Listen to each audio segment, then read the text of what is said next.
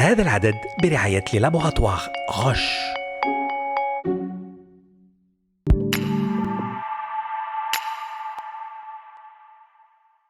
Salam, nous nous sommes déjà intéressés dans Healthy Healthy à la sclérose en plaques. Restons-y avec aujourd'hui le parcours du patient, du malade et sa prise en charge. Brièvement, on définit de nouveau cette maladie. Pathologie inflammatoire qui attaque le système nerveux central. Auto-immune, elle est aussi chronique. Cerveau, nerfs et moelle épinière peuvent en être touchés avec une perturbation de la transmission des influx nerveux. باختصار نعرف لكم مرة أخرى التصلب اللويحي المتعدد مرض التهابي يهاجم الجهاز العصبي المركزي، مرض مناعة ذاتية وهو أيضا مزمن يمكن أن يؤثر على الدماغ، على الأعصاب، على النخاع الشوكي وذلك باضطراب في نقل النبضات العصبية. نتحدث اليوم على مسار المريض ورعايته. Bienvenue.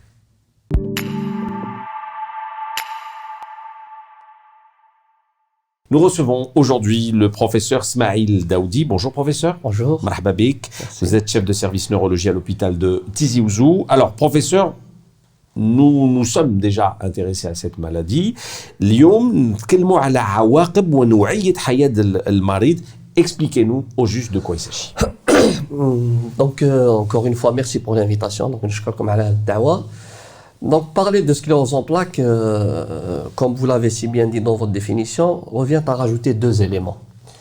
Le premier élément dans la définition, c'est de dire qu'il y a quand même une composante dégénérative, c'est-à-dire en plus la part inflammatoire de la maladie, الجانب الالتهابي, il y a une composante dégénérative, c'est-à-dire qui n'est pas expliquée par des phénomènes inflammatoires et qui évolue dès le début, voire peut survenir de façon, on va dire, sévère si on ne prend pas en charge le mal. Le deuxième critère sur lequel je voulais revenir dans la définition, c'est que cette maladie, c'est une pathologie du sujet jeune.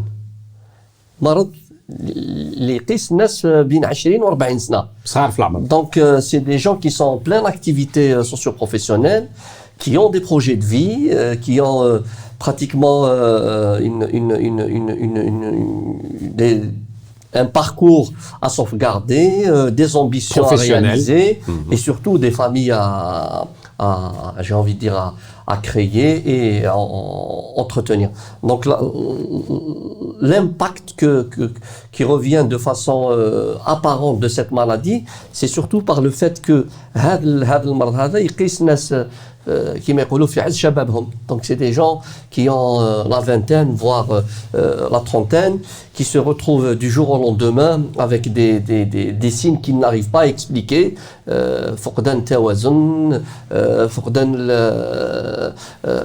البصر، des difficultés à la marche, des troubles génito-sphinctériens, et même dans d'autres cas on peut avoir des signes quand même qui sont atypiques, des fatigues inexpliquées, des fourmillements. Donc أعراض مختلفة. Et ça c'est encore une fois une caractéristique de cette maladie, انه هذا المرض هذا اللي يمد بعض الاعراض اللي ما يقدرش يشخصها طبيب هكذا اللي ما يعرفش هذا المرض هذا. Ça rejoint encore la difficulté de cette maladie, parce qu'il y a quand même par moment une errance diagnostique du fait de la j'ai pas envie de dire la difficulté du diagnostic, parce que c'est un diagnostic qu'actuellement qui est plutôt à la portée de tous les neurologues, mais le fait de faire d'avoir des sujets jeunes qui présentent des symptômes parfois atypiques peut pousser les gens à consulter autre que chez le neurologue. Donc, et là on peut avoir une errance diagnostique. Alors, l'errance diagnostique باش نفهموها للتيليسبكتاتور، يعني انسان اللي يكون عنده مرض يروح يشوف ان سبيسياليست يخمم على مرض اخر هو ماشي هو المرض اللي يخصو. En fait, on va pas dire marad, parce que si on dit marad, donc c'est une maladie, mais surtout arad. C'est des symptômes qui ne sont pas souvent bien connus ou maîtrisés et qui ne renvoient pas obligatoirement à des maladies neurologiques. Moi je donne souvent l'exemple, la jeune fille de 17 ans qui va voir l'ophtalmo, lui dit voilà, depuis 3-4 jours, j'ai mon œil qui me fait mal et j'ai perdu la vue, mais j'ai récupéré au bout de quelques jours. Donc cette malade, on lui donne un petit traitement, elle récupère et puis elle se dit je suis guérie. On va pas penser à la sclérose en plaques. Bien sûr. Deuxième élément, c'est les gens qui font des petits troubles, des petits fourmillements, et des paresthésies, soit de la face, ou donc on donne un petit traitement symptomatique, que ce soit par le médecin généraliste ou même par le neurologue ou un autre spécialiste. Les troubles j'ai envie de dire, de génito-sphinctériens qui peuvent se retrouver dans d'autres consultations. Donc le souci de cette maladie, c'est que كي تبدا تقدر تقول عندك امراض اللي ما تقنعش على الخطوره, c'est-à-dire on a tendance à croire que c'est pas très important dans un petit pourcentage de cas. Et le deuxième critère, c'est que ils ont tendance à disparaître spontanément. Donc le fait qu'ils disparaissent spontanément, c'est-à-dire الانسان يرتاح ويقول لك هذا كان c'était passager et ça ne revient pas. Donc هاد العوامل font que il y a un gap, c'est-à-dire un laps de temps entre la deuxième consultation ou la pose du diagnostic. وعلاه j'insiste sur ça parce que l'élément majeur في هذا المرض هذا اللي قلت لك, vous l'avez si bien dit, مرض مزمن. Donc حنا on sait maintenant que cette phase inflammatoire, هذه المرحله الالتهابيه لازم نشخصوها في اقرب وقت. بلوس نشخصوها بريكوسيمون, c'est-à-dire اقرب وقت, بلوس لي تريتمون مارش. يعني باش تكون فعاليه تاع الادويه لازم حنا نشخصوا في اقرب وقت هذا المرض. Du fait que هذا المرض plus il avance dans le temps et plus il y a des difficultés à gérer ces patients, parce que c'est comme s'il y a un recrutement ou le wind-up, c'est-à-dire une amplification des zones qui interviennent, une amplification des symptômes, donc ou plus on aura des difficultés à trouver un traitement qui puisse agir de façon efficace. Donc le mot clé مزمن في شباب العمر ولا بريكوسيتي, c'est-à-dire التشخيص المبكر والعواقب على نوعية حياة المريض, la qualité de vie qui est vraiment perturbée. Exactement, c'est-à-dire que malheureusement cette maladie qui représente quand même la première cause d'handicap non traumatique dans le monde, يعني هي أول سبب الإصابة بالإعاقة عند الشبان من غير حوادث المرور. تقيس حوالي تقريبا حاليا 3 ملايين شخص في العالم. كاين بلدان وين كاين طاقه كبيره تاع الالتهاب هذا المرض, وكاين بلدان وين كاين في الجزائر عندنا. حنا في الجزائر اخر يعني لي ديرنيير دوني de MS épidémiologique, qui est un registre international sur التصلب اللوحي في العالم, رانا تقريبا بين 35 الى 40 ل 100 الف نسمه. et tout en sachant que هاد ال 35 الى 40 مصاب في 100 الف, براتيكمون سي المرضى اللي نقدر نقولوا يتشخصوا في المستشفيات بغير هاد الناس اللي لي جون كي نكونسولت با, اي لي جون كي فون دي مثلا حالات ضعيفه c'est-à-dire ne nécessite pas des hospitalisations où elles passent inaperçues. Très bien.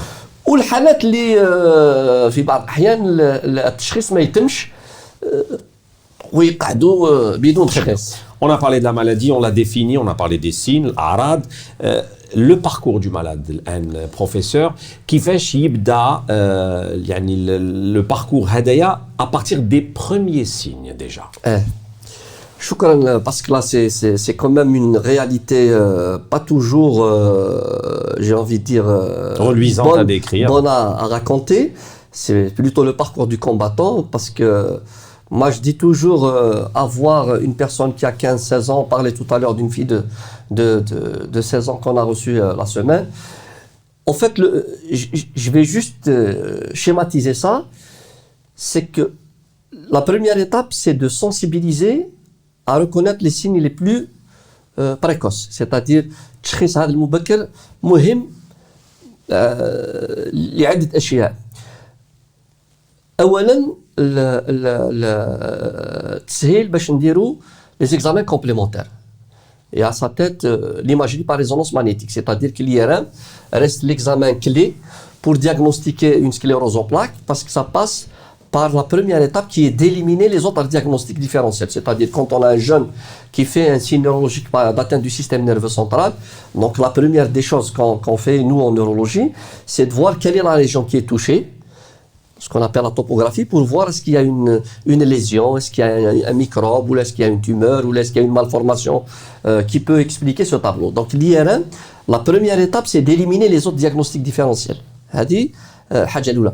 الحاجة الثانية هذا l'IRM qui a révolutionné pratiquement le diagnostic de la sclérose en plaques nous permet effectivement de voir les anomalies qui sont assez spécifiques dans la sclérose en plaques. Mais le problème qui se pose, c'est que l'accès à cette IRM n'est pas toujours évident au niveau de l'hôpital. Vous le savez, donc il y a des hôpitaux en Algérie qui ont des IRM avec une demande très importante, puisqu'il n'y a pas que les malades de neurologie qui sont à l'hôpital. Donc vous avez des hôpitaux avec plus de 40 spécialités, les malades de chirurgie, les malades d'oncologie, les malades de pédiatrie, les malades de néphrologie, et tous ces malades, donc la réponse à ce besoin peut parfois être un peu décalée. Donc j'ai juste envie de dire que ces malades parfois, puisque actuellement le diagnostic de la sclérose en plaques se fait justement d'une part par cette approche radiologique et surtout justifie des contrôles au moins, j'ai envie de dire tous les ans, voire un peu plus quand le patient est plus ou moins stable. Donc l'accès à cet examen complémentaire n'est pas des plus faciles. Donc parfois, pour ne pas dire souvent deux fois, les malades ont recours à faire ces examens au niveau du secteur libéral. Certes, il faut rendre hommage à nos collègues libéraux parce que ça nous permet réellement non seulement de désengorger les hôpitaux, mais nous on a une petite expérience maintenant depuis quelques années au niveau du CHUTZ ou au niveau du service de neuro. On reçoit beaucoup plus rapidement les malades sclérose en plaques parce qu'ils arrivent à faire les IRM dans le secteur libéral. L'accès est plus rapide et le résultat aussi. Et le résultat est plus rapide. Donc c'est quand même un élément qui est important à souligner. Donc revoir peut-être comment faciliter cette approche d'exploration radiologique par résonance magnétique chez les patients qui n'ont pas les moyens de faire ces IRM, notamment dans les zones où il n'y a pas d'IRM, parce qu'il faut se le dire, dans les grandes villes où il y a de grands CHU, on arrive quand même à satisfaire au moins une partie, mais il faut se dire qu'il y a des régions de l'intérieur reculées ou reculées où on ne dispose pas. Le deuxième élément, dans le cadre du diagnostic, c'est l'exploration biologique, qui a pratiquement bouleversé un peu même la définition de cette maladie, puisque maintenant nous avons des paramètres biologiques pour le cadre du diagnostic de cette sclérose en plaques. C'est la ponction lombaire qui est disponible encore une fois dans tous les services où les grands CHU on peut faire ça, notamment pour l'étude immunologique du LCR qu'on adresse à l'Institut Pasteur. Et là je remercie énormément les gens de l'Institut Pasteur, puisque je vous le dis, ils font face à toutes les spécialités, à j'ai envie de dire tous les bilans immunologiques du pays, et nous on leur envoie justement cette ponction lombaire. Donc sur le plan du diagnostic, en plus de ces deux éléments, il y a des explorations électrophysiologiques qui sont plus ou moins disponibles, mais ces deux tours jumelles restent quand même les principaux alliés du neurologue dans le cadre du diagnostic précoce et surtout d'orientation pour confirmer ou infirmer une sclérose en plaques. Ça, c'est les premiers pas, les premières étapes. On est à l'étape diagnostique. Maintenant, le parcours du malade, une fois qu'il suit son traitement en Algérie. Donc, dans le cadre du parcours du traitement, il faut savoir que la sclérose en plaques, comme je l'ai dit tout à l'heure, a quand même une particularité. Elle a une particularité évolutive, c'est que dans 80 à 85%, c'est des malades qui font des poussées. C'est-à-dire qu'il y a une démyélinisation. Il y a la myéline qui couvre l'axone, elle est fragilisée. Elle est fragilisée sur plusieurs paramètres. Il y a des عوامل تأثر على هذا النبضات اللي قلت العصبية, c'est-à-dire cette conduction ou cette vitesse de conduction de la myéline. Et dès qu'il y a cette démyélinisation, la myéline, donc le malade il fait des symptômes. Après il peut remyéliniser, mais ces malades-là, ils sont d'abord traités. Donc il y a ce qu'on appelle le traitement de la poussée. La poussée, dans tous les services de neurologie, les malades sont pris en charge. Il y a l'accès au traitement de la poussée, soit par des corticoïdes, par bolus, ou par d'autres moyens, c'est-à-dire quand les formes sont sévères, on peut utiliser la plasmaphéreuse. Les formes de poussée rémission justifient des traitements de fond. C'est-à-dire c'est un traitement تاع الاعراض الاستثنائيه مي كاين دواء لهذا الحالات اللي qui évoluent par poussée rémission. Donc les traitements sont disponibles en Algérie, pas tous mais pour une bonne partie, et les patients donc ont accès à ces traitements soit au niveau des structures hospitalières, soit grâce à la prescription d'un neurologue hospitalier. On pourra revenir sur ce souci parce qu'il y a quand même des neurologues libéraux dans notre pays qui débattent un peu de ça, surtout dans les zones où il n'y a pas de structure hospitalière qui s'occupent de ça. Ils sont obligés de faire le chemin jusqu'à la capitale ou voire dans les grandes villes pour pouvoir bénéficier d'une ordonnance d'une structure hospitalière. Ça reste quand même aussi un petit souci à débattre. Bien sûr, surtout que c'est une maladie handicapante. On va rajouter les handicaps de la vie, de la bureaucratie. Exactement. Donc, je disais tout à l'heure, donc ils ont accès à ces traitements. Donc, quand les patients ont des traitements j'aime pas utiliser ce terme, de première intention, on peut les utiliser soit sur des ordonnances pour qu'ils les récupèrent au niveau des officines. Les patients qui n'ont pas de sécurité sociale, donc c'est quand même un avantage parce que j'ai eu la chance de faire partie quand même de structures où on voit ce qui se passe dans d'autres pays. Il faut reconnaître que nous, on offre le médicament gratuitement, donc les patients ou les patientes qui n'ont pas de sécurité sociale, donc l'hôpital ou l'État les prend en charge au niveau des structures hospitalières où on leur offre des thérapeutiques très coûteuses de façon gracieuse. Donc il y a quand même une chose qui est faite dans notre pays, donc en plus de la couverture sanitaire en matière de neurologie sur le territoire national, cette approche de gratuité des thérapeutiques, j'ai envie de dire très très coûteuses, reste quand même un atout important. Donc vous nous assurez que la thérapie ou les thérapies sont présentes, elles sont disponibles en Algérie. Et surtout insister sur التشخيص المبكر. Plus tôt on prend le médicament et mieux on a des chances de s'en sortir. Petite parenthèse par rapport aux thérapeutiques, je l'ai dit tout à l'heure, donc l'un des mystères de cette maladie, c'est que vous avez, on parle plus de sclérose en plaques de façon standard. C'est pas, j'ai envie de dire, c'est pas comme vous allez parler d'une colique hépatique ou là d'une colique néphrétique, un tableau. Maintenant, dans le cadre de la sclérose en plaques, les avancées actuelles et surtout les 3 dernières années nous ont montré beaucoup de paramètres qu'il faut prendre en considération. En fait, l'expressivité, ça renvoie un peu ce que je disais tout à l'heure par rapport même à l'errance. Même dans le cadre de la sclérose en plaques, vous avez des formes d'expressivité qui sont complètement différentes. Et le fait de reconnaître l'expressivité de cette maladie est important sur le cadre de la mise en œuvre d'un traitement efficace. En fait, on ne peut pas mettre tous les malades sous le même traitement. Et pour lutter contre cette évolution vers la progression, c'est-à-dire vers l'handicap, ou le retarder du moins le plus longtemps possible, il faut non seulement donc le neurologue, c'est pour ça que même dans le cadre de la neurologie, il faut qu'il y ait des spécialistes de cette sclérose en plaques, parce que la deuxième étape, même cette sclérose en plaques, il y a des différentes formes qui justifient des traitements adaptés. En fait, on dit c'est du cas par cas. Le bon traitement au bon patient au bon moment. Et dans le cadre de cette approche thérapeutique, la disponibilité des traitements n'est pas tout à fait idoine dans notre pays. C'est dû à la complexité en fait de la maladie. Alors la complexité de la maladie, mais on n'a pas encore à notre disposition tous les traitements efficaces pour cette maladie, notamment dans certaines formes qui ont des expressions très sévères, où on a une approche complètement différente de ce qu'on avait appris ou ce qu'on connaissait il y a quelques années. C'est vrai que c'est un détail important et merci pour cette précision.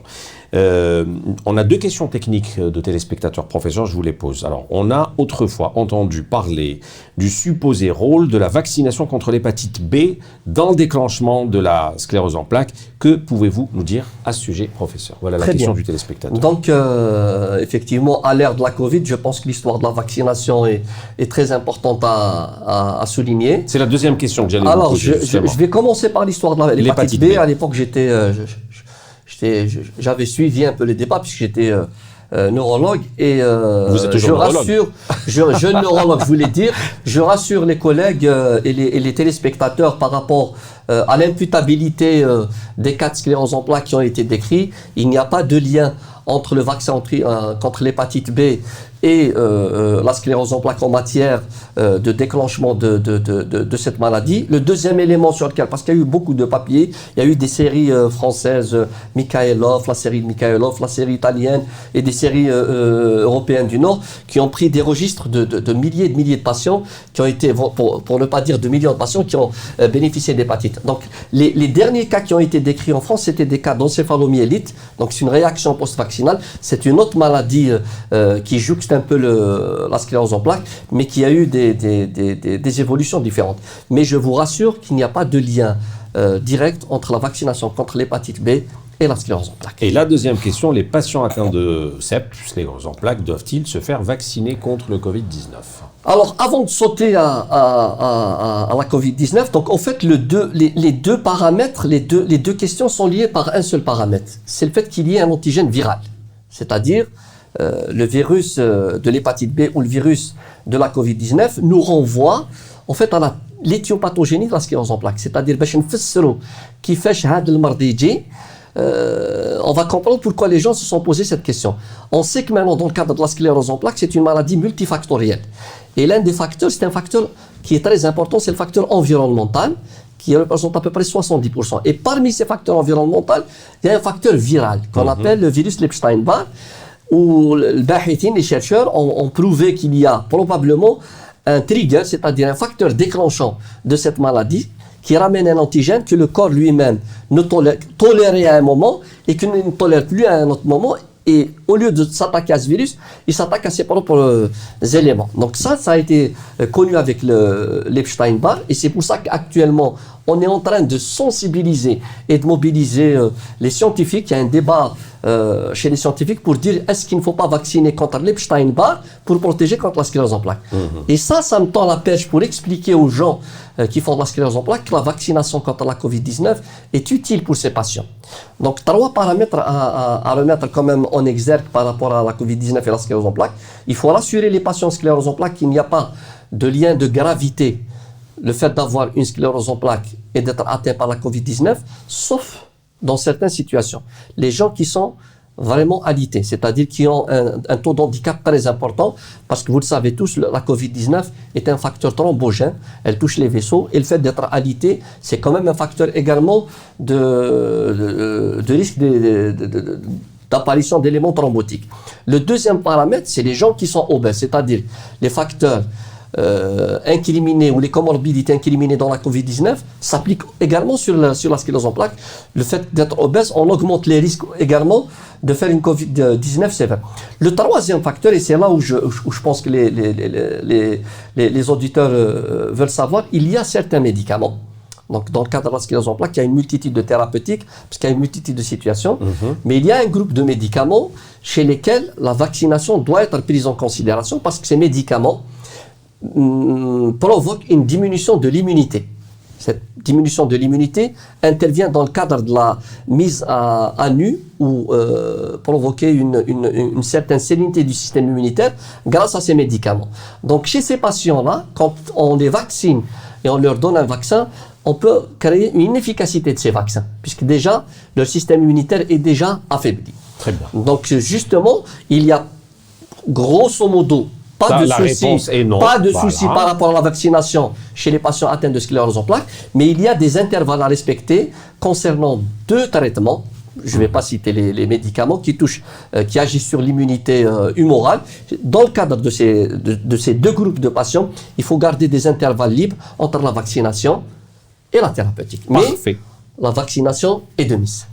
On ne cessera jamais assez de le répéter. Merci beaucoup. Professeur Smaïl Daoudi, chef de service neurologie à l'hôpital de Tizi Ouzou. C'est moi. Merci beaucoup d'avoir accepté notre invitation. Voilà pour aujourd'hui, sclérose en plaques dans l'ère thérapeutique. Neurologie, shukran al-mutaba'a, salam.